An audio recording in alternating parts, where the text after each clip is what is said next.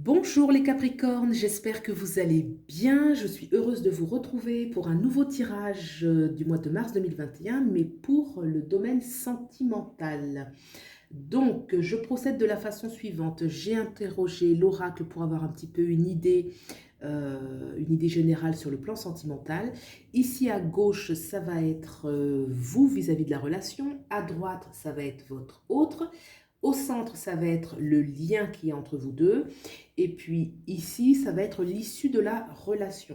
Donc, il s'agit d'un tirage général. Vous prenez vraiment ce qui fait écho avec votre réalité. Ça ne peut pas parler à tout le monde, c'est normal. Pour une guidance privée, vous avez mes coordonnées en barre d'information. Voilà, donc j'ai utilisé le tarot Musha ainsi que le chakra du cœur pour l'oracle. Voilà, et c'est parti, on interroge tout de suite l'oracle qui nous dit, alors, déplacement, distance géographique. Alors, qu'est-ce que ça peut vouloir nous dire? Déjà qu'il y a une distance, a priori, entre vous et votre autre. Distance géographique, oui, alors ça peut être des lieux, une distance vraiment géographique, une grande distance entre vous. Ça peut être aussi tout simplement que vous n'habitez pas ensemble, hein, vous pouvez tout à fait vivre le même lieu, mais il y a une distance entre vous. Ça peut être aussi, peut-être, si c'est dans le cadre, si c'est une rencontre à venir, peut-être lors d'un déplacement. On a aussi le mot déplacement, lors d'un déplacement, que ce soit vous, que ce soit lui. En tout cas, voilà, a priori, il n'y a pas vraiment de vie commune pour le moment et on ne vit pas dans le même lieu. Voilà, donc on va regarder maintenant quelle est votre position vis-à-vis de la relation.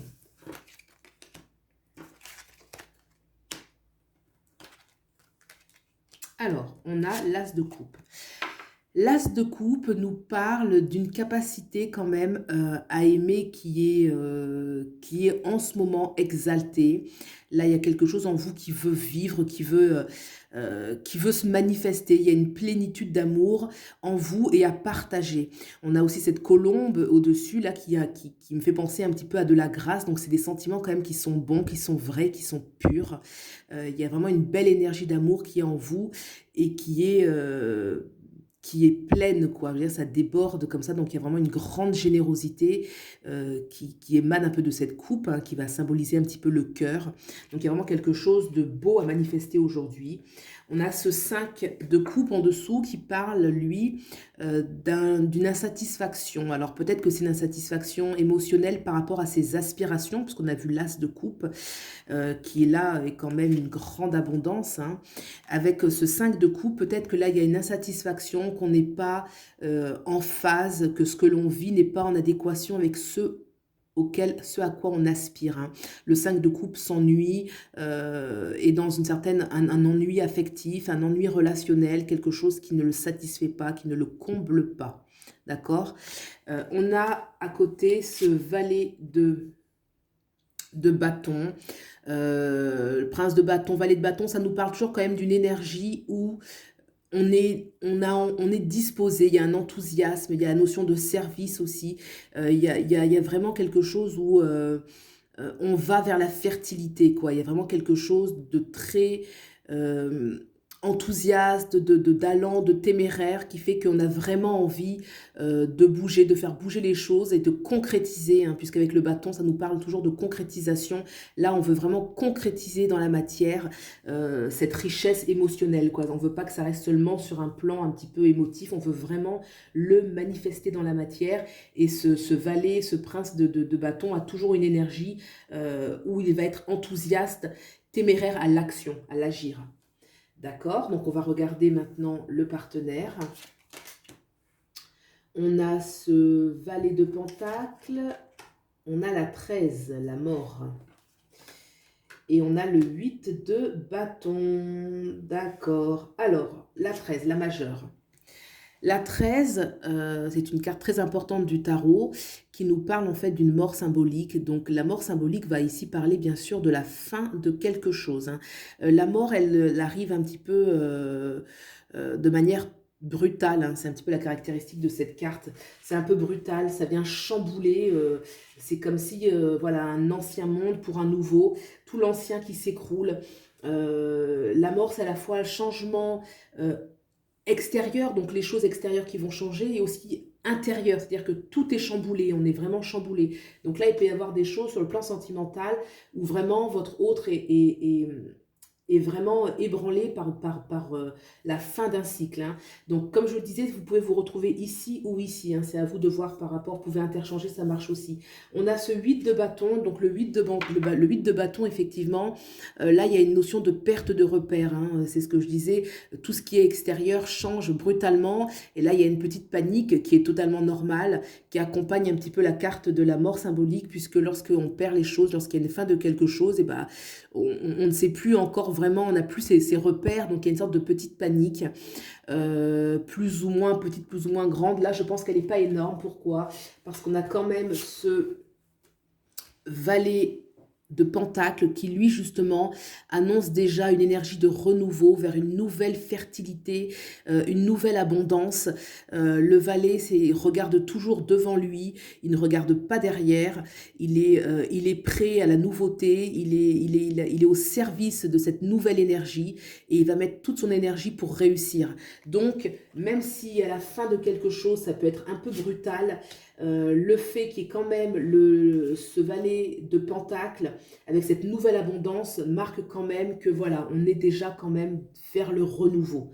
On laisse les choses partir. Voilà, il n'y a pas d'inquiétude, hein. Vraiment, ce valet d'épée regarde bien devant lui.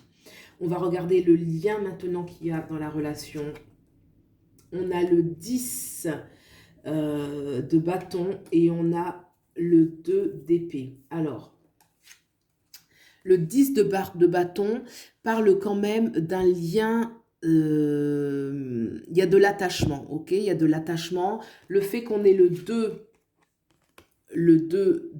d'épée à côté, le 2 d'épée nous invite quand même à prendre, à mon avis, à prendre une décision, vraiment à trancher, à faire des choix. Là, vous voyez, ce personnage qui est avec 2 bâtons comme ça dans la nuit, c'est un petit peu la notion où on doit maintenant faire émerger les choses dans la lumière et prendre une décision. Là, il y a un peu une notion où on se ferme les yeux, et là, non, il faut agir, il faut vraiment trancher, il faut sortir de cette dualité.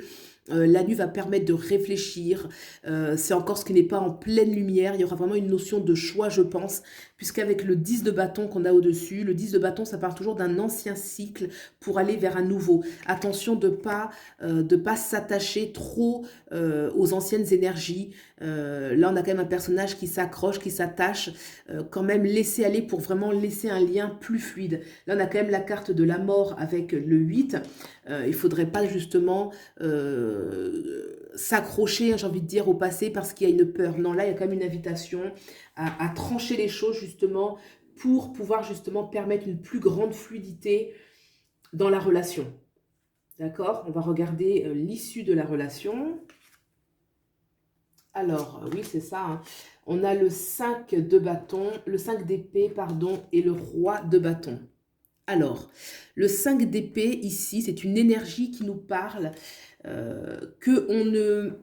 on gagne un combat parce qu'on y a mis de la force. Vous voyez, là, en fait, il y a des épées qui sont par terre, mais on sort. En fait, c'est la victoire, hein. On a mené une bataille, on en est sorti. Et c'est une façon de dire qu'il y a eu quand même un besoin de déployer de la force.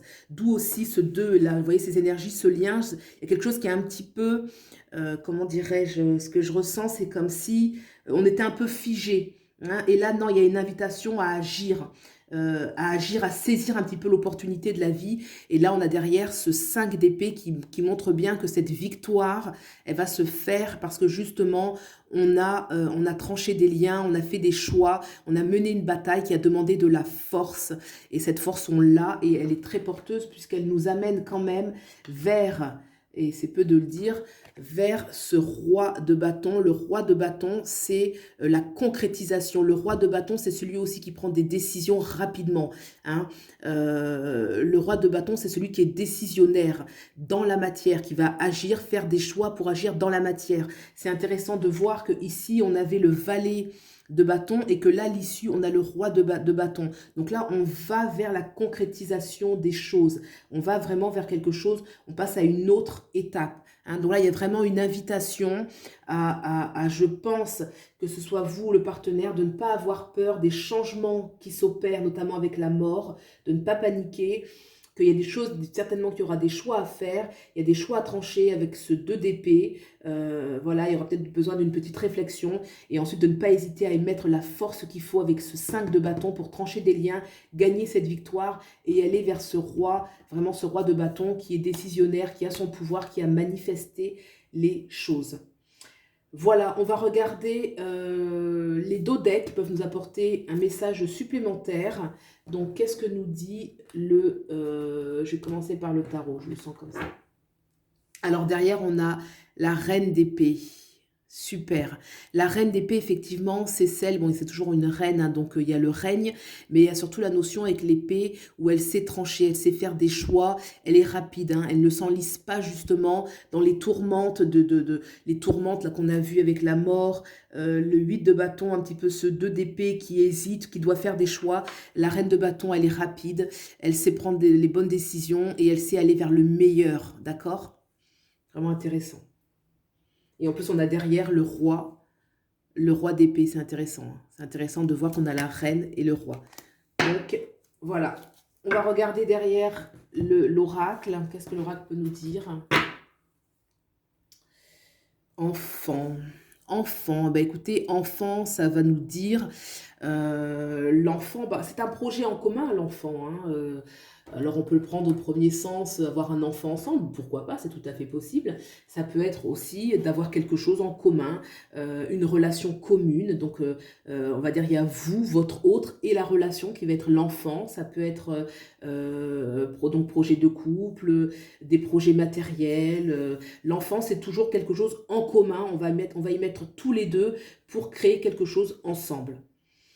Voilà, et bien écoutez, j'espère que ce tirage vous aura plu, vous aura parlé. Vous pouvez aimer, liker, vous abonner. Et puis voilà, je vous souhaite le meilleur et je vous dis à bientôt. Au revoir.